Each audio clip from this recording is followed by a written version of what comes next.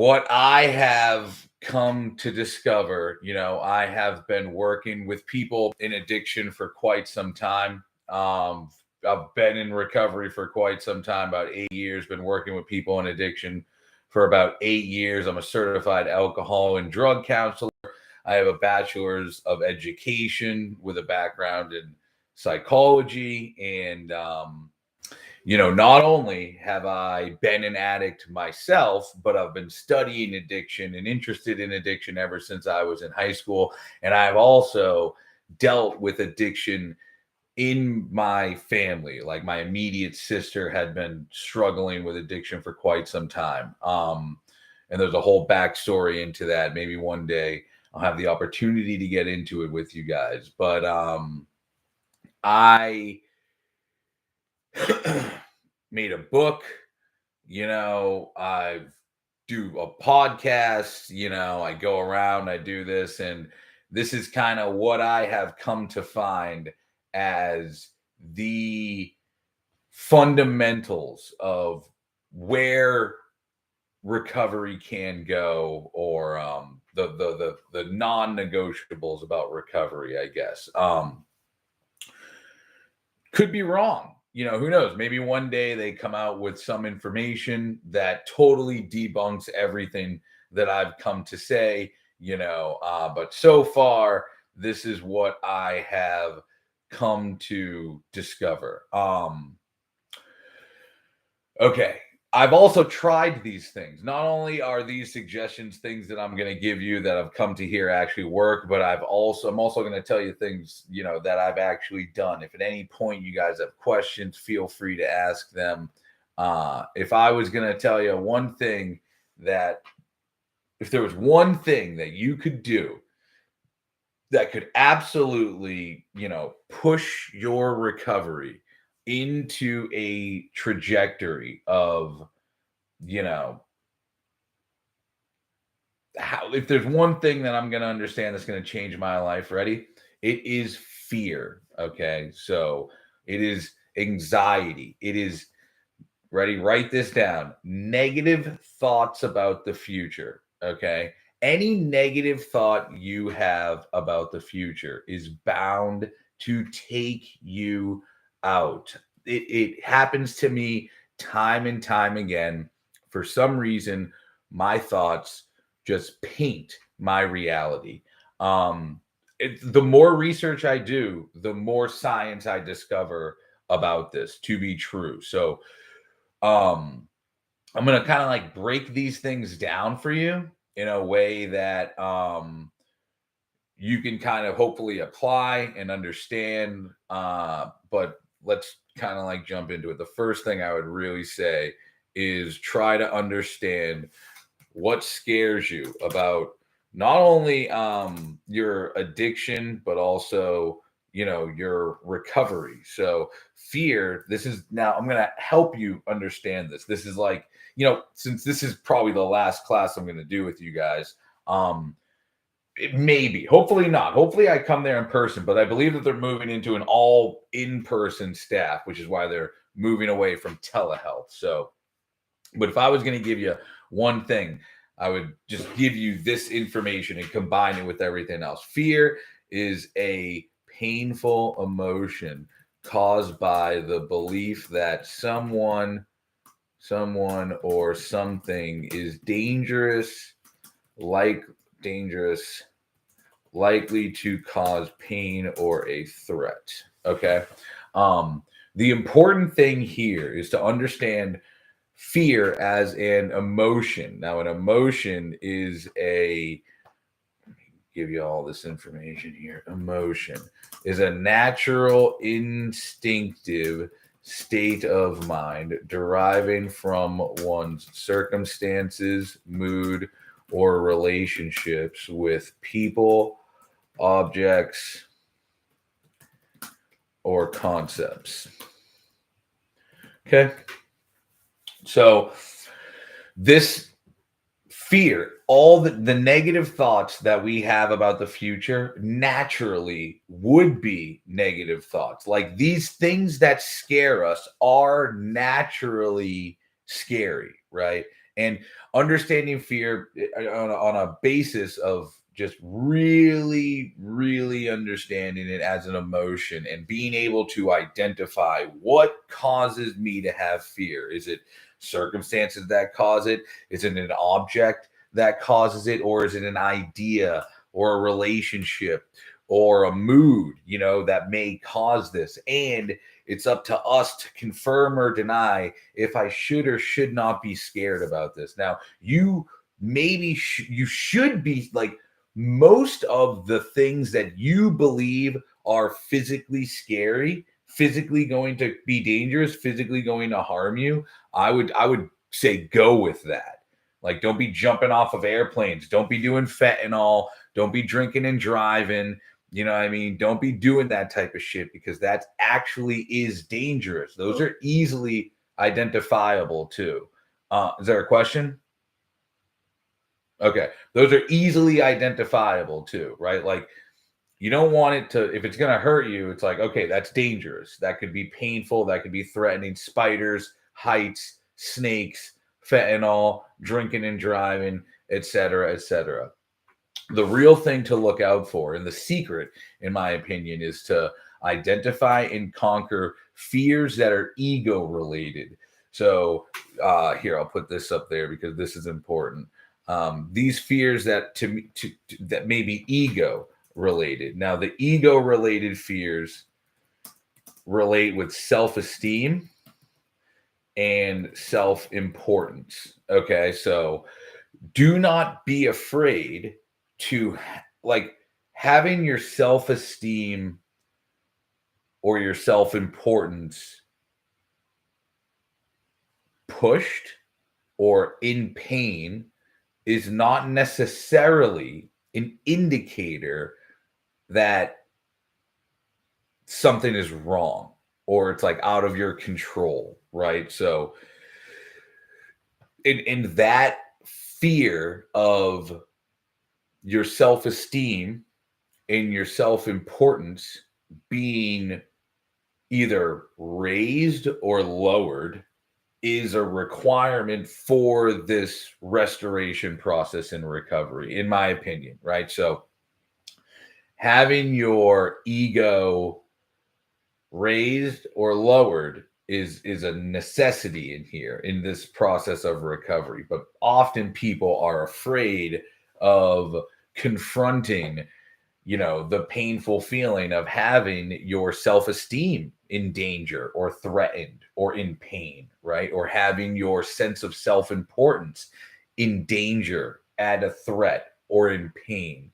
And a lot of people avoid, like, for instance, admitting that they're an addict out of fear that it's going to impact their individual sense or external sense of self-importance or self-esteem, right? If I admit that I'm an addict, then I'm going to be less than. We may perceive addicts as less than, or our own sense of who we are as less than, if we admit that we're an addict. So out of fear of owning and accepting that, because owning and accepting that requires work to get out of it. It requires effort. And some people are afraid of the painful feeling that comes with putting the effort in. And I mean, here's the idea of building, like, there is some good versions of this, and it's up to us to feel the feeling and confirm or deny whether it's a good or bad fear. Like, pain that comes from things that are good for you is a worthwhile pain. Like, it is, the value of exercise is worth it. Exercise is painful, bro. It's effort, you know what I mean? But the value of that, like, is better than not doing it long term. Now, if we avoid that pain, if we avoid exposing ourselves to that, then later on the road, we may have more problems. So, same thing with recovery, right? Like, if I'm afraid of I shouldn't be afraid to literally try anything in recovery. You know what I mean? You don't know what's going to work for you and what doesn't work for you. Now, although we don't know maybe at this point what works for us or what might not work for us, we can't ignore some flat out morals around these things. Like, okay, although we don't know what we're going to do or whatever the case may be, you can't deny that. Don't be afraid to stay away from some people for a while or make new friends or anything like that.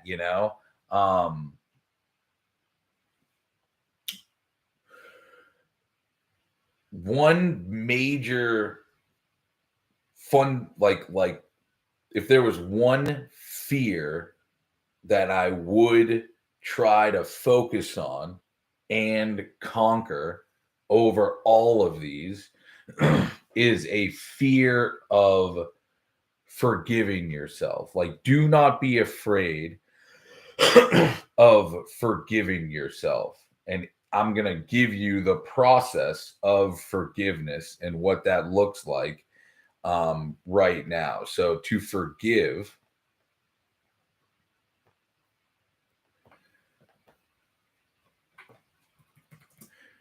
to forgive someone is to stop feeling angry or resentful for a mistake, offense, or flaw. So, in order for us to start forgiving ourselves, we need to view our addiction as a mistake, of offense, or a flaw, right? So, and this is where it gets into like the science of free will and stuff like that. Like, I mean, nobody really chose to become an addict. It's not like we were 4 years old and we said, "What do you want to be when you grow up?" And you were like, "I want to be at this rehab in Louisville, Kentucky." You know what I'm saying? And like, nobody wrote that. So I don't think anybody, I mean, the decision to go to rehab or detox or something like that happened near typically the end of our addiction, unless you've been before. But again, that's at the end of a road that we've been trying to make it work and it hasn't worked. As you learn about addiction and the brain and these emotions and mental states, as you continue to learn this information, you are slowly going to discover that you didn't choose to become an addict. You didn't choose to think this way. You didn't choose for your body to be in the condition it's in. You just kind of like went with what you thought was the next right thing. And you know it even boils down to the idea of there's no telling what. So I'm kind of explaining to you why you shouldn't be angry with your past. Like, there's no point in you being angry with where you're at. There's no point in you thinking it's not fair. Like, it's not fair that I'm in rehab. It's not fair that I'm here and everybody else is living a normal life, and being angry with yourself and mad at yourself, right? There's no point in that. And don't be afraid, because somebody may come around and say, "Hey, bro, like, maybe this is the best place you could be." You know what I mean? Maybe this is good for you. Maybe like God wanted you here, something like that. Like, don't be afraid to think about that. Like, don't be afraid to remove yourself from the idea. Like, I would, maybe I would, if I'm in that position, I thought that I was a piece of shit. And you couldn't tell me that I wasn't a piece of shit. It was almost like I was afraid to imagine that I was actually a good person, and it's like, don't be afraid. Don't be afraid to go down that way. You know what I mean? Don't be afraid to go down that route. And forgive yourself, because just for instance, like there's no telling um your next behavior, the next thing you do, the next decision you make, there's no telling whether that's based upon your hormone level today, what you ate the past 3 days, whether you got a good night's sleep last night, whether you were abused as a child, whether you fucking your mom changed the litter box when you were goddamn in her womb. You know what I'm saying? Like, there's no telling what determined that next thing that you're doing. So it's like, if it boils down to who knows why I do the things that I do, like who really knows why you became an addict and who knows why you're in rehab right now. But let me tell you this, being in rehab right now is a good thing. You know what I mean? So, like, out of that being said, out of all this data that we have of, okay, I'm not in control of anything that's happening in my life, not in control of my addiction, whatever the case. And there's plenty of science out there. Don't be afraid to go down this rabbit hole and learn this information. I can definitely give you guys resources to it, but then let's just compare states of mind, states of being, relationships, et cetera, et cetera. This isn't that bad. And the common denominator of life perhaps getting better could be sobriety. And if we haven't been sober enough to discover that through sobriety, my life has been getting better, maybe you could say that in the reintroduction of drugs or alcohol in my life got worse. So I mean, whether you're saying, through adding recovery, my life got better, or through adding, a drug, my life got worse. Either way, it could be pointing you into a direction of maybe you're more susceptible to recovery related stimuli impacting your brain in a way that increases your recovery. And I mean, right now, life's not that bad. You know what I'm saying? Right now, it seems to be going pretty well. And maybe your relationships are better. Maybe your health is getting better. Maybe these things are actually happening and you're not really in control of that happening. What's occurring is you're just responding to the environment that's actually you're putting yourselves in. And if you want this recovery to continue to happen, then you need to continue to put yourself in those positions, right? In the process of learning that my life today is fair, like the life I have today is as a result of me doing the things that I did in life, right? Stop feeling angry towards myself. Stop thinking that, just being angry towards myself. We'll say thinking that this having a negative concept about the present. When it comes to forgiving ourselves, that journey, how can I describe this? When it comes to forgiving ourselves, that journey is done by understanding your powerlessness in all those previous situations that you were in life and accepting that they have made you who you are today. So when you go through your inventory, right, of like resentments, you'll learn that as a result of me being angry or bitter, I respond this way, and this is what got me into this position. You start to have ownership over your own life. Like the the first thing you need to do is learn how to manage your life sober. So your life, there's areas of your life that are unmanageable. Finances, health, legal, family, friends, career, maybe certain areas of these things are messed up, right? First thing you need to do is clean that up, right? So don't be afraid to clean that up. You know, a lot of people are like, oh my God, how am I ever going to fix this? How am I ever going to pay this off? Just chill the fuck out. We're gonna do it, dude. You know what I mean? Like, it's okay, like it's gonna happen. We're gonna figure it out. Think positive, bro. Think positive. Have faith that things are going to work out. Now, having faith is one part. The other part is taking the action, actually taking the action to, and bro, like,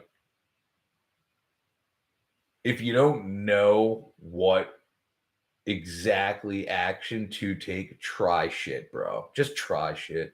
You know what I mean? Like, what do you think is right? Like, just consider it with recovery right now. Like, bro, I'm assuming you've heard get a sponsor. You know what I mean?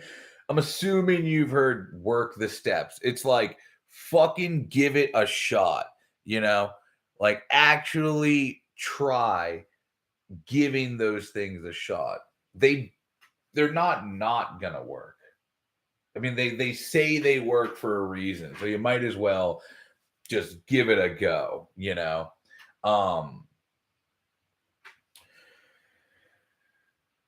until you forgive yourself, you're not going to get forgiveness from anyone else. Like, until you're able to view your addiction as a mistake, nobody else is going to view it that way. You know what I mean? Until you're like cool with yourself and you're okay and you're not beating yourself up and stuff like that, nobody else is going to stop. It's like, you are the dude.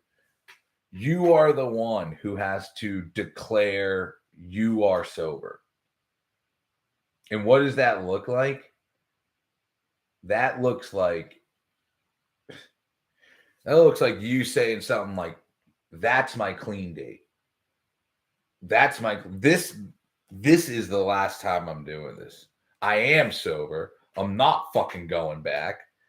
Like, you are the one who has to declare these things in your life. And until you just fucking make that decision and make that choice, it's going to be a battle. It's going to be a battle every fucking day, dude. Every fucking day, it's going to be a battle. So it's like, know your clean date, follow your clean time. This is just my opinion. You know what I mean? Follow your clean time, know your clean date. Like, try to give these things a shot and don't be afraid. Bro, what's the worst that's going to happen, dude? I mean, don't use no matter what. That's number one. You know what I mean? So what's the worst going to happen? You're going to fucking be sober. You're going to be in the same place that you are now. So give it a shot. Don't be afraid. Give it a shot. Now,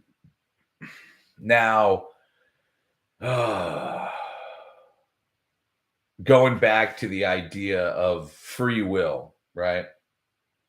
This is where I'm going to go a little deep. I'm going to go a little deep real quick.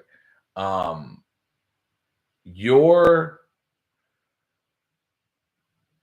eyes, all right? This is going to go deep. Your eyes have always moved the way that they've moved. Like, for a new movement to be presented into your eyes, like if you take your hand and you like push your eye like that, the whole world is different. It looks different. You know what I mean? It's not, it doesn't operate the same. Because your eye moves a certain way, it doesn't move like this. It moves however fucking eyes move. And it's like 3 times a second. And there's a algorithm to that movement. You know what I'm saying? Like, there's a pattern to that movement that your eye locks into so it can interpret the world in a certain way, and you can make a good decision, right? Okay, so just based upon information like that, just consider alcohol and how, I mean, just basic ass information like how can alcohol impact your vision, plain and simple, and what would happen from the brain interpreting the world through drunken eyes for who knows how long. And in addition to that, the hormonal changes and all the other changes that are happening in the body, in addition to the inability to view the world in a correct way. We're just gonna I mean, it's automatically interpreting, misbeliefs about people in my life, ideas in my life, et cetera, et cetera. Now, imagine compounding that over a decade, dude. Some of these thoughts, some of these beliefs are going to be hardwired into our thinking. So your basic, like something that is of little pain, or like, you try something in recovery, something simple, it may feel large because we're so afraid that we stay away from it. Our tolerance towards it decreases, right? Like the human body was not created to be comfortable all the time, right? It's important that we feel pain. And when you expose yourself to this fear, this negative thought about the future, which is probably a good thought for you to have, because that plan that you're afraid isn't going to work, isn't going to work. Like, that's why you have anxiety, bro, because that plan ain't gonna work. So if you come up with a good, safe plan that is going to work or just might work, then it's not going to be so scary. You know what I mean? You're not going to have so much anxiety. Maybe you can have, again, here's that word, faith in the plan. You can believe in what you're going to do. And there's a lot of science on believing things like that, like a placebo effect. You ever heard of that? A placebo? It's like a sugar pill, still impacts the person. They still believe it's working, and there's a change in their body that would demonstrate that. So maybe the last time you got a sponsor or did the steps or went to treatment or whatever didn't work because you didn't think it was working. You know what I mean? Maybe if you believe it's working or it can work in this area or that area, we would be more trusting and willing to hand it over,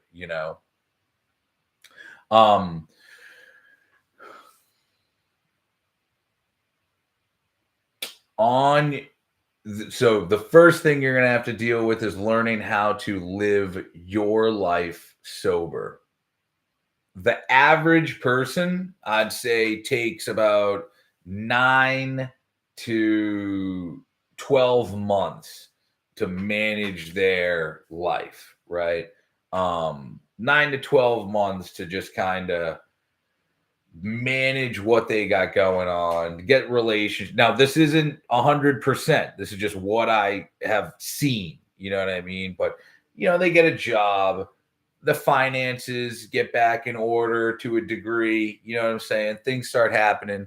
The next problem, and this problem could happen within the first couple months or whenever, is learning how to live life sober.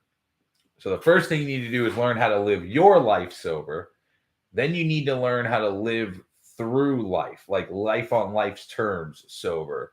And what I mean by that is death of a loved one, financial hardship, job losses, relationships, et cetera, et cetera. Like those are parts of life that we need to learn how to deal with sober. Now, there's no, like, somebody could die. Relationship problems could happen. People get sick, et cetera, et cetera. One of the biggest things that one of the biggest pieces of information you could get is how to stay sober through those times. And don't undervalue any information that you get, because you don't know if you're going to need that information. You never know if you're going to need that. So don't go into a meeting and say to yourself, or like a group or anything like that, and say to yourself, oh, well, that doesn't apply to me right now, or whatever the case may be. It's like, you don't know if that might apply to you in a fucking year. That might apply to you, when you're in that position or whatever the case may be. So don't just push that information off. Like, take that information as valuable as well. Any questions so far before I continue? Okay. Yeah, is there one? Yeah. Okay. Now, another thing that you can do, keep track of. So I don't. It could be journaling. Okay, it could be. I journaled. I did a 10-step inventory. I've done a some sort of daily inventory. You want to keep track of your emotions. You want to start keeping track of what scares you. You want to, like, if you're doing something that should generate a result, you want to track whether or not it is or is not generating said result, right? So you're trying recovery right now through treatment. You should like stay on top of whether this is generating sobriety. Is this generating recovery? Are you getting the results that you want out of this? And if not, why not? Are your expectations too high? You know what I mean? Is your understanding and expectation of the results, you know, just off? Maybe you are getting the results you are supposed to be getting, you're just unable to recognize them. So some of that information can be self-diagnosed. Now, ask people about it. Like, ask your therapist about your progress, talk about your progress, et cetera, et cetera. But some of this can be self-diagnosed. And if you're able to, like, it's like going to your doctor with blood work, having the x-ray. You know what I mean? You already have all this shit. You're the one, you just need the doctor to interpret the information and your current state. You see what I'm saying? So if you're journaling, if you're aware of your feelings and stuff like that, and taking note of these, when you go into group or when you go into individual session or whatever the case may be, you may be able to pull out information that's more valuable to you, or get more valuable information from these people. Like going to a therapist being like, yeah, I've been kind of sad lately because I got this going on, or I got this, you know what I mean? Instead of the fucking therapist having to fucking pull it out of you. You know what I mean? Having to fucking sit there, waste 15 minutes shooting the breeze about dumb shit. You know what I mean? Just fucking don't be afraid to just get right into it. Now,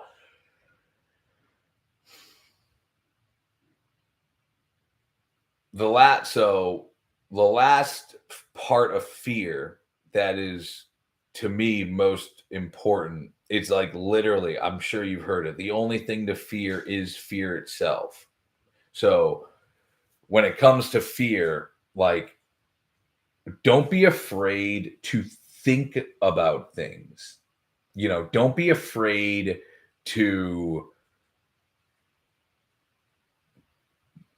have someone confront your belief systems, to challenge you, to tell you that you're wrong. A lot of people are afraid to be wrong, afraid to be humiliated or embarrassed. Don't be afraid of that, dude. Allow yourself to be wrong, and be teachable, and be shown the right answer and things like that. You know what I mean? Because we are a constant river of thoughts. Like, again, going back to the whole eye thing, like constantly taking in visual, sensory, auditory, sensory, smell, all your senses involved, including your memory. There's no telling, there's no controlling your thoughts. There's only sitting back and kind of observing your thoughts, if you have that ability. And don't be afraid to do that, to go down, one second, go down the train of thoughts or whatever the case may be. Yes. So I want to share just something that I've been experiencing. I've lived in Louisville for 10 years now. My brother, from the start of my sobriety, or from the start of my recovery, just like told me never go back to Louisville, don't live there. But of course, I've got my work that I've got to, make money. I've got my wife.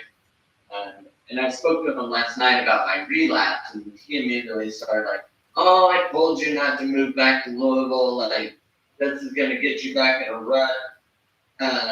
And I meet that with such resistance. It's like, I've got to kind of, like I said, I've got to make my money. I've got to, I guess, I guess there's not much attachment here, but I've got to plan for myself. And I don't know what you think on the statistics of people staying sober, moving back to their same city, even, or same environment. So I see it's tough statistic wise. You see people getting sober in the same place. Like, you can stay sober anywhere, you could use anywhere. You know what I mean? It didn't work for me. I would have never gotten sober at home. I never went home. I never went back to Massachusetts. You know what I mean? So only to like visit and shit like that. If I were to stay sober at home, like go home and go to treatment if stay in Massachusetts and attend treatment when I was getting sober, then it would have been a completely different everything afterwards. My treatment plan, everything, I would have had more control, and I don't need more control, bro.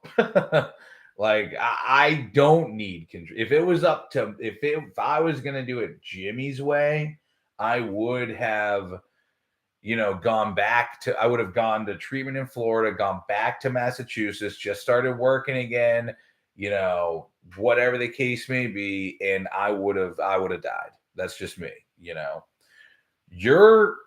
that was your brother, you said? Yeah, my brother, he's pushing hard for me to move to North Carolina. So my drug of choice was Kratom. And it's illegal in Indiana. That's like one of the few places illegal. I just want to say this, though. Your brother sees something that you do not. And so this brings me to the other point that I was going to make. When I was in Florida, I wanted to do aftercare. I wanted to do IOP in Delray Beach. And everybody said, don't go to Delray. Whatever you do, Jimmy, don't go to Delray Beach. Everybody who goes to Delray Beach gets high. Nah, man, you don't understand. I'm different. I'm fucking different, yada, yada, yada. I'm going to Delray Beach. And one day, this guy was like, you're going to Delray Beach. It was like a BHT or whatever. And you're like, you're going to Delray Beach? I was like, yeah, man. He goes, why? And I told him the truth. I said, there was some bitch up there that I was talking to, and I wanted to go be closer to her. And he was like, that's stupid, bro. That was dumb. And he was like, you're going to fucking die in a trap house over some bitch if you move to Delray. And I'm like, dude, I don't know why I listened to that guy. You know what I mean? And then I thought to myself, so many people were telling, not just this guy, everybody, nobody was saying Delray Beach, Jimmy, go. You know what I mean? So it's like, I'm the one who, I was in group the other day and someone was like, everybody needs to understand. This girl goes, everybody needs to understand that I have it under control. And I go, bro, I think you need to understand that you don't have it under control, you know? So it's like, I think we are the ones who are in need of understanding why these people are saying this. So it's not a matter of whether you can or cannot, because anybody can and anybody can't. The information that's valuable to you is, why is he saying that? What does he see in me or in my patterns that he thinks if I do that, it's a bad idea? You know what I'm saying? And that is what I'm talking about here, is being open, not being afraid to be wrong, not being afraid to have my opinion change, not being afraid to take on different opinions so that I can make a good decision. You know what I'm saying? Um, their opinions are included. You know, it may be painful for me to hear, which is why I don't want to hear it. And we justify it like, I'm not, now I'm just, this is just how I interpret things, justifying it through job or a chick or something like that. You see what I'm saying? But the fact of the matter is, they suggested not to do it for some reason. I want to know what that reason is, because that's valuable information in my plan. If he's like, bro, every time you move to Louisville, you end up in a bar and you're drinking again, or you end up fucking in a hookah bar doing kratom or some shit like that. It's like, okay, he's right. You know what I mean? Like, every time I end up in a hookah bar, I'm fucking drinking kratom or something like that. So that's, someone else sees a pattern in me that can, like, okay, stay away from those places. You see what I'm saying? But if he says, I think Louisville's a bad idea, and we say something like, no, it's fine, I'm just going for work, instead of, well, what makes you say that's a bad idea? You know? I like looking at it from that perspective. Asking them the reason. And I could see myself just as easily relapsing in North Carolina, though. I fought with there several times. It's like, I know it's prevalent across the country. Which is the same for alcohol. So, it's like, I'd like to get his more in-depth reason for why he would like for me to go there. Mm-hmm.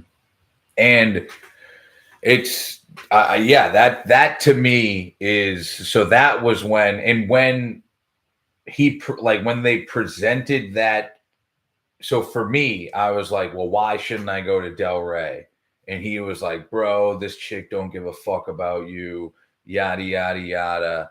And like, I ended up I ended up listening and saying, all right, I'm not gonna go there. I'm not gonna go to Delray. I'll stay in Lauderdale. I'll do this, that, and the third. And bro, as soon as I got out of rehab and I got my phone back, chick just fell off the face of the earth, dude. You know what I mean? She just stopped. She just stopped. And I'm like, oh, I remember being like, oh my God, yo. Imagine I'm in Delray right now, and this bitch fucking stands me up, and I have no support network. I have no way of getting to meetings or anything. Like, I would be shattered, dude. You know what I mean? But at that time, in that place, I go to my fucking roommates. I'm like, dude, this fucking bitch ain't answering the phone. They're like, fuck it, we're going to this other meeting tonight. Talk to that chick or that chick. And I'm like, it's just, bro, you start to sit back, and then you sit there and say, wow, I can't believe I almost did that. You know what I'm saying? And like, dude, it's like, I don't fucking know it all. So other people don't know it all too. And the more you talk to the people and the more information you get from them and practice this, the more you're going to know the limits of their knowledge. You see what I'm saying? You're like, I don't fucking go to my dad for business advice. I go to my dad for dad advice and, relationship advice, because he's been married for fucking 40 years and he raised 2 kids. You see what I'm saying? So it's like, I learned the hard way not to take his business advice, but that's okay. I don't know what advice your brother has that's good advice, but this may be in his wheelhouse of things that you should listen to. You know what I mean? So, I got you. yeah. Yeah. He and his wife are having a baby, like in a couple of weeks, and like, and I know he wants me to be around him. It would be sweet to be around him, but it's away from all my other family here, which is what makes it hard. So it's like, it makes it hard to move away because of my Indiana family. Right. You know what I mean? Right. But anyway, I understand exactly what you're saying. Yeah. And again, like our mode of thinking. So it goes back into what I was saying. Like your mode of thinking, the algorithm of your thoughts within the relationship between you and your brother doesn't have this type of information. Like it has to be brought in. You see what I'm saying? So in order for it to be brought in, you have to expose yourself to like my beliefs. You see what I'm saying? And that's like a whole, like, you have to sit there and overcome some sort of fear to ask me a question related to exactly what you have going on in your life. And as a result of overcoming that, you get this answer. And now it's up to you to continue on this courageous journey you're on. You see what I'm saying? To like get that answer. And that journey doesn't stop, dude. Like that journey is in all areas of life.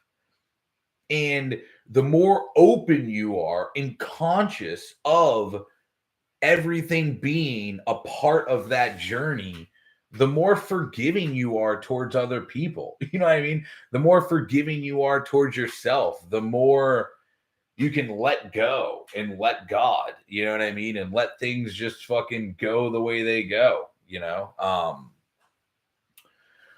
So yeah, I appreciate it.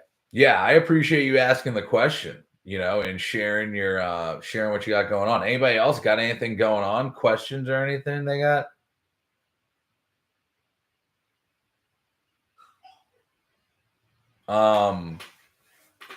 One last really important thing before we take a break and come back. I'll tell you a little bit about the documentary and stuff like that.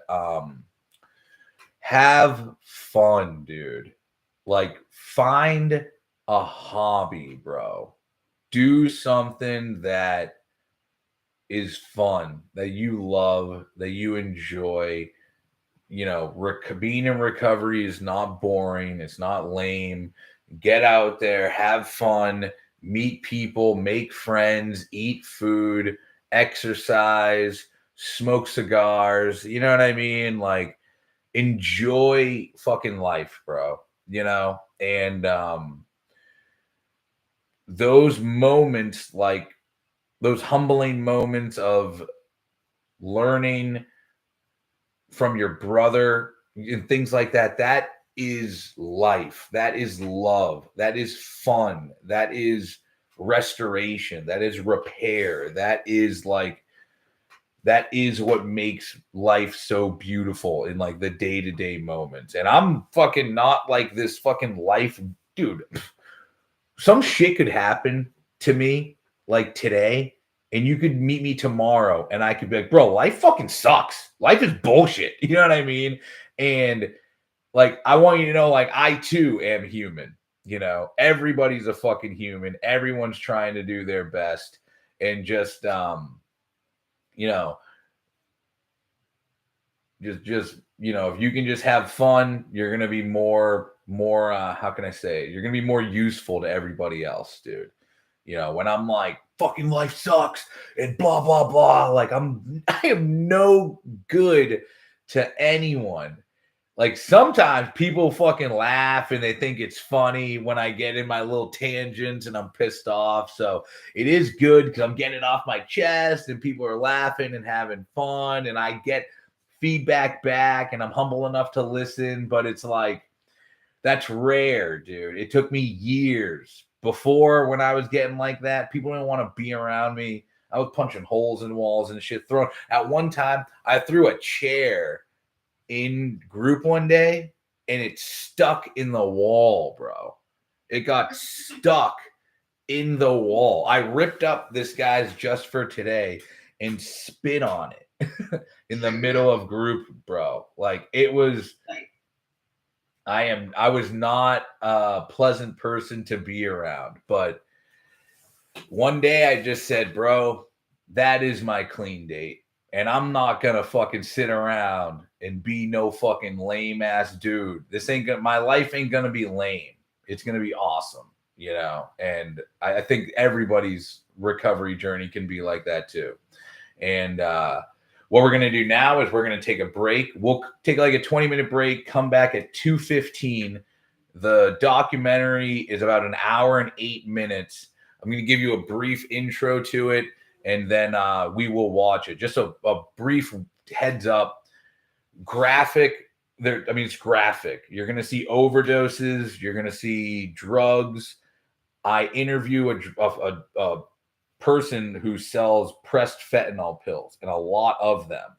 And I get his opinion on his lifestyle, you know, his emotions. I get like all the information in addition to, you know, all tons of other information that I put in there. So, yeah, so take a break, come back at 2:15 and we'll get rocking and rolling and jump on into that. So I'll see you guys then. And if you have any questions when you come back, I'm happy to answer them. Thank you. Thank you. Thank you.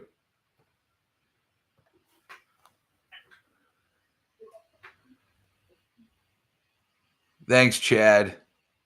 That's awesome. 26 months sober. Thanks, Matt.